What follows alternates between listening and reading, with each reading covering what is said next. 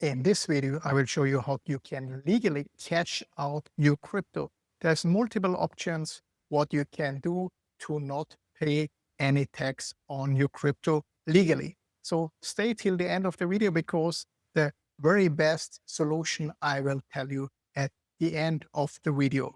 Let's get started.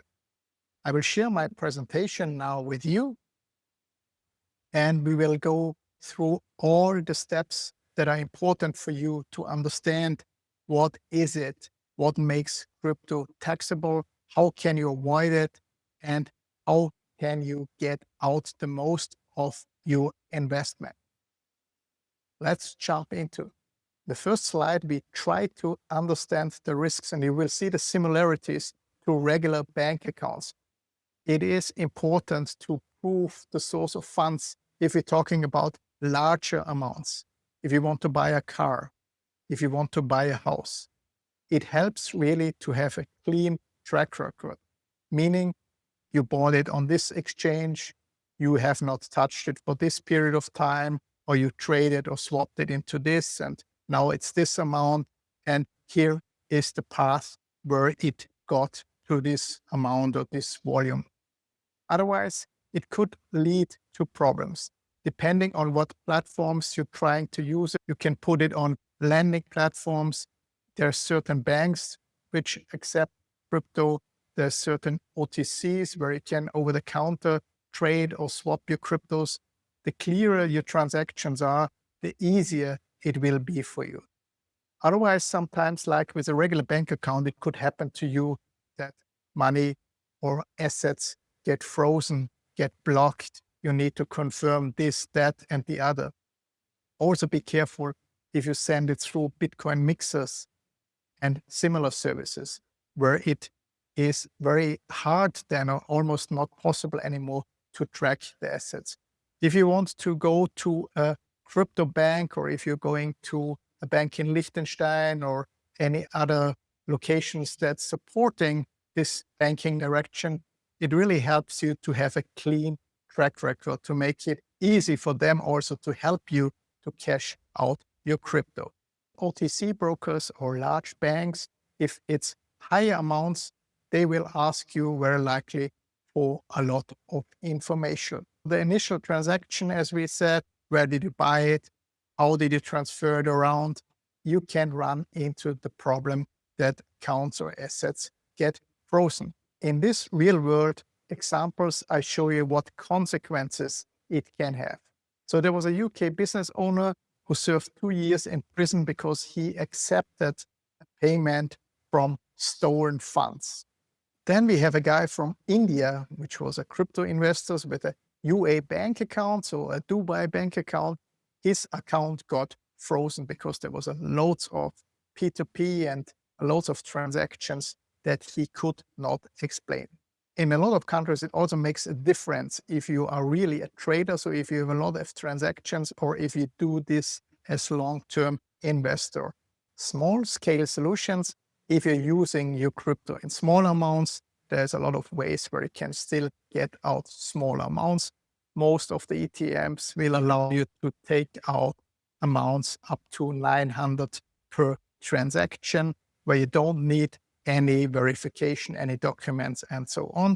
Also, giving or sending crypto to some other person without going through other platforms, payment providers, or whatever, is a quite safe way to spend your crypto without any KYC or any implications. Be careful if you're using a crypto debit card or something similar. If you pay for stuff, this is very likely triggering a taxable event. Cashing in crypto, you can also go and cash out in crypto-friendly countries. What you need to know for this is that some of the countries have a holding risk, so they have a long-term capital and short-term capital gains. You can, for example, fly to Portugal, and if you can prove that you haven't touched your crypto holdings for 365 days, then you can sell it tax-free. You can even go there on the last day, meaning you are in your home country, you have already not touch the crypto assets for 364 days. You fly to Portugal, then it's the 365th day, you can cash it out without any tax. These solutions do not work for all investors all over the world, but for most countries, this will work. What are the legal long-term strategies? So what you can do is you can get a second citizenship. Not all countries are allowing second passports and second citizenships, but most of the countries do. So you can get another passport. If you're from the US, all the strategies are a little complicated. You would have to give up your original passport to be more free on this side. If you have a passport then from from Portugal, and you are having this period of time and don't touch your long-term holdings, if you are moving to the UAE and other jurisdictions, you can take advantage of that. You can also then use your new identity that can also be just a Dubai residency or residency of a country which is very crypto friendly. Could be El Salvador, could be UAE, could be other locations where you can use your new identity. And then even if you have to do KYC, it will be fine because the KYC data will go to your new residential country where you don't pay tax on crypto if this is the case. Banking relationships, there are certain locations where it's very easy to get a banking relationship that is crypto friendly. This is, for example, Switzerland, Liechtenstein, UAE. UAE is probably still the easiest one, where you have a residency, you have a golden visa, and then you can cash out crypto, get it transferred to your bank account. The UAE is not on the blacklist anymore, so you can go there. If you have a residency, you can just convert your crypto, put it to your bank account. The UAE bank will clear it, and then it's in the flow and you can use it in other countries as well.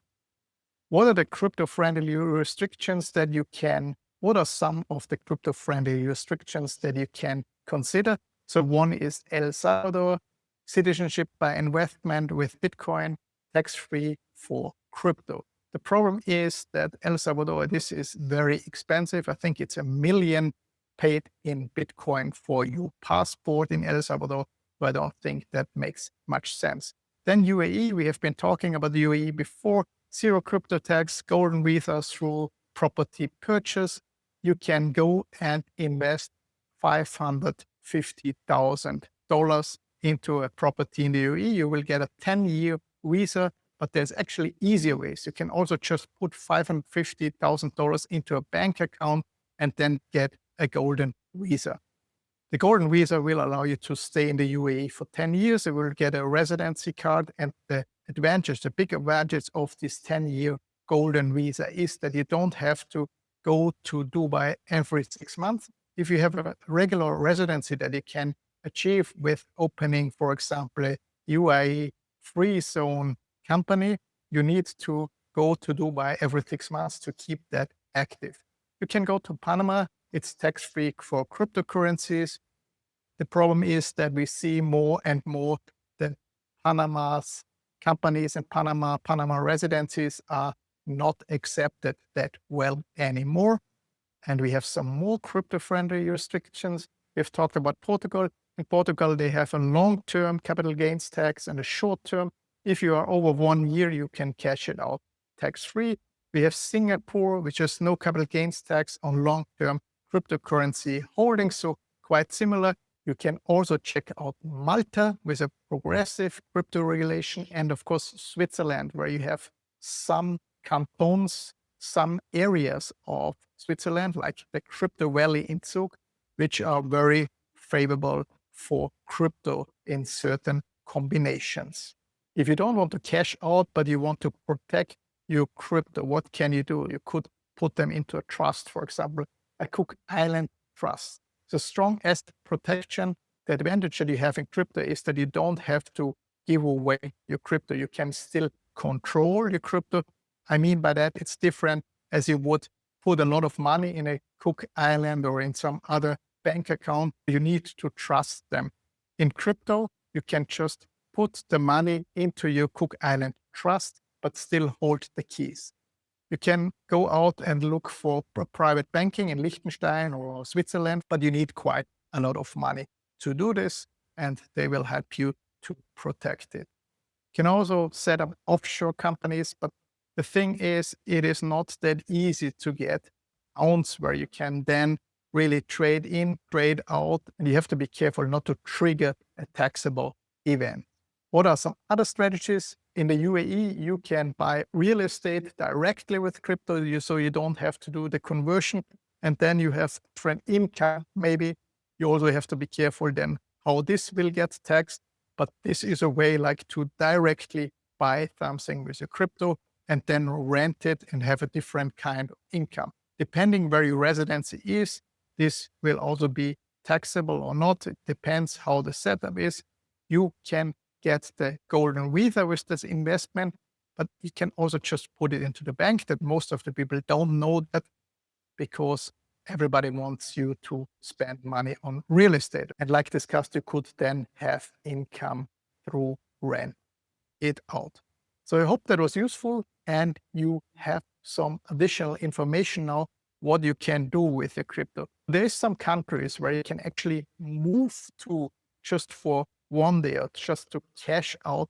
And if you fulfill their idea of the long-term holding, like in Portugal, you can legally cash out your crypto assets in this country and then get it into the banking flow or buy some property with it or whatever you want to do. I hope that was useful, and I see you in my next video. If you have any questions, leave them below in the comment section or just go over to block7.io and submit your questions on our website. See you. Thank you. Bye-bye.